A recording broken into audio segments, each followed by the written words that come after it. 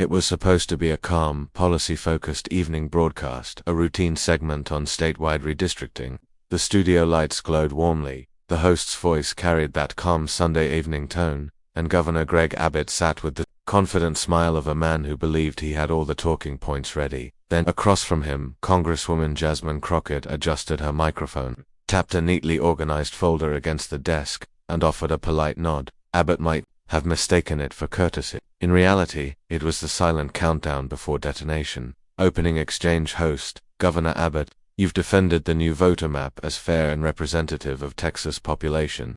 Can you walk us through why you believe it complies with federal law? ABBOTT. Absolutely. These maps reflect population growth and ensure every Texan has a voice. We've followed every legal requirement. Crockett leaning in. If by followed, you mean stretching and bending rules until they scream, then yes, you followed them.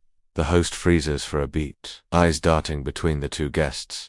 Abbott's smile stiffens. The first crack in the armor. The reveal. 19 seconds. Crockett: Governor, your map takes minority-majority communities and slices them like a pie, scattering their voters into districts where their influence is drowned out. Dallas County, Harris County, Travis County, all surgically redrawn. And here's the part your office doesn't like to talk about. Your own staff emails show reducing opposition turnout as a stated objective. Gasps ripple from the live audience. The host blinks twice, clearly unprepared for such a direct hit so early. Abbott's first crack. Abbott defensive. That is an outrageous accusation.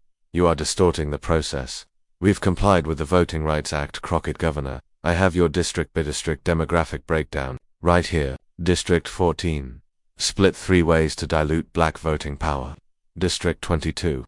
Lines pulled so far south they loop in a county that voted 82% for your party. That's not compliance, that's manipulation. The temperature rises, the governor leans forward now, speaking over her. Abbott: you're twisting facts for television drama. Crockett cutting in. If this were drama, Governor, you wouldn't be in the starring role, your map would. The audience chuckles. Abbott's knuckles whiten on the desk. The host tries to intervene. Host: let's stay focused. Crockett firm. Still calm. I am focused. Focused on the Texan whose polling station was moved 17 miles away without explanation. Focused on the communities told their voices matter, only to watch their representation erased with the stroke of a pen. Focused on the fact that you're sitting here defending a map your own data analysts admit gives your party a projected 65% advantage in a state that's nearly evenly split politically. Abbott loses control.